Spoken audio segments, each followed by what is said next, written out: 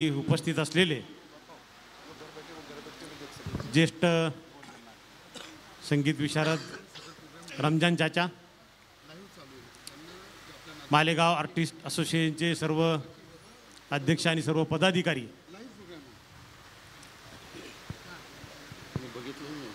ज्यांनी मालेगाव शहरामध्ये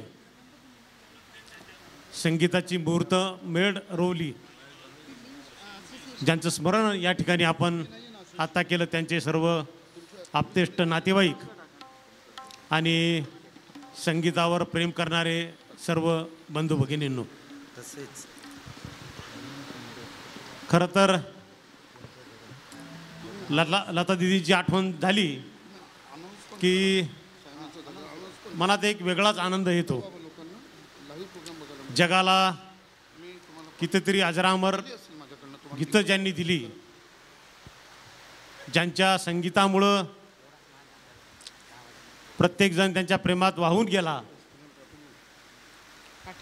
त्यांच्या वाढदिवसाच्या निमित्तानं हा जो कार्यक्रम ठेवण्यात आलेला आहे. खरं तर मला काल परवा निमंत्रण देण्यात आलं आणि मी आज छत्रपती संभाजीनगरला गेलो होतो आणि थोडंसं मला वाटलं की मी येऊ शकणार नाही, पण मी बराच प्रयत्न केला आणि या कार्यक्रमासाठी उपस्थित राहिलो. खरं तर मी इथून निघालो 1 वाजता आणि पोचलो परत 8 वाजता. माझं छोटंसं एक काम होतं, परंतु खरोखर इथं आल्यानंतर मला खूप आनंद झाला की मालेगाव शहरामध्ये असेही कलाकार आहेत. आणि खरं तर संगीताचं महत्त्व खरं तर बोलण्याचीच जागा नाही. आता गाण्यांचा आपल्याला आस्वाद घ्यायचा आहे, म्हणजे गाण्याची वेळ आहे, बोलण्याची नाही. पण तरीसुद्धा मी ही संधी घेऊ इच्छितो. संगीताचं आपल्या जीवनातील महत्त्व अनन्यसाधारण आहे, सगळ्यांनी पाहिलेलंच आहे. म्हणजे मला वाटतं आता जगातला माहीत नाही, पण आपल्या महाराष्ट्रात भारतातला असा एकही व्यक्ती नसेल, तो कितीही निष्ठुर असो, जो एखादं गाणं गुणगुणणार नाही. प्रत्येकाला कमी अधिक प्रमाणात आवड आहेच. मग अगदी बाथरूम सिंगिंगपासून ते फिल्म इंडस्ट्रीपर्यंतचे कलाकार हे सर्व यामध्ये येऊन जातील. परंतु प्रास्ताविकात ज्याप्रमाणे सांगितलं की जो प्लॅटफॉर्म या संगीतासाठी पाहिजे तो दुर्दैवानं आपल्या मालेगाव शहरामध्ये नाही आहे. मी बरीच शहरं फिरलो, अगदी तालुक्याचं, म्हणजे आपलं आता मालेगाव तसं 8-9 लाख लोकसंख्येचं शहर आहे, पण छोटे छोटे 40-50 हजाराच्या तालुक्याची जी ठिकाणं आहे तिथंसुद्धा काही ठिकाणी नाट्यगृह चांगल्या पद्धतीनं बांधलेले आहेत आणि त्याचा वापर त्या पद्धतीनं होतो आहे. परंतु आपल्या शहरामध्ये संगीत कलाकारांसाठी, नाट्य कलाकारांसाठी मध्यंतरी मला मागच्या महिन्यामध्ये कॅराओकेवर गाणं बोलणारे आर्टिस्ट, त्यांची संघटना एक आहे, तेही भेटले. त्यांनी मागणी केली की आमची कला दाखवण्यासाठी आमच्याकडेही सभागृह नाही, तर त्यासाठी आपण तरतूद ठेवावी. आणि परवाच आपल्या आर्टिस्ट असोसिएशनचे सदस्य माझ्याकडे आल्यानंतर मी त्यांना विनंती केली किंवा आम्ही चर्चा करताना असं निश्चित केलं की एक चांगली जागा आपण बघू, आपणही जागा सुचवावी. मी सुद्धा प्रयत्न माझ्या परीनं करतो आणि निश्चित एक चांगलं सभागृह, चांगलं नाट्यगृह यासाठी आपल्याला मालेगावमध्ये कसं उभारता येईल यासाठी सर्वतोपरी प्रयत्न तुम्ही आणि आम्ही मिळून करू. खरं तर सध्या विधानसभा निवडणुकीचे पडघम वाजू लागत आहेत, नंतरच महापालिकेच्या निवडणुका राहतील आणि अशा परिस्थितीमध्ये मी बऱ्यापैकी थोडा बिझी असेल. परंतु माझी आपल्याला विनंती राहील की आपण काही मोजक्या लोकांनी माझ्याकडे सतत येऊन माझ्याकडे पाठपुरावा करावा, जेणेकरून मला याची आठवण राहील आणि आपण हे काम तडीस नेऊ. मी तर सांगू इच्छितो की मागच्या बजेटमध्ये आयुक्तांच्या निवासस्थानासाठी आर्थिक तरतूद करण्यात आलेली आहे आणि त्यासाठी जागाही निश्चित करण्यात आलेली आहे.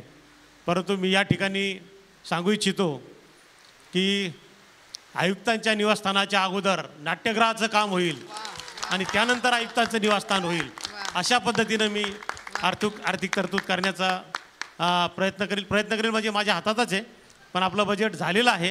नोव्हेंबरमध्ये बजेटचं रिअप्रोप्रिएशन असतं, त्यामध्ये निश्चितच यासाठी भरीव तरतूद ठेवण्यात येईल. शासनाकडे सुद्धा नाट्यगृहासाठी अनुदान मिळण्यासाठी विविध योजना आहेत, त्याचासुद्धा आपण फायदा घेऊ आणि तिकडूनसुद्धा अधिकाधिक निधी आपल्याला कसा प्राप्त होईल त्यासाठी प्रयत्न आपण करू. मी त्यासाठी पुढाकार घेईल. सत्ताधारी किंवा जे काही पदाधिकारी असतील त्यांची आपण या बाबतीत मदत घेऊन शासनाकडून सुद्धा यासाठी अनुदान मिळेल यासाठी निश्चित आपण प्रयत्न करूयात. परंतु त्यासाठी आपल्याला एक सुयोग्य जागा, सुयोग्य यासाठी म्हणतो की आत्ता सांगितलं की हे काही भायगाव सायने किंवा अशा ठिकाणी हे असं सभागृह चालणार नाही.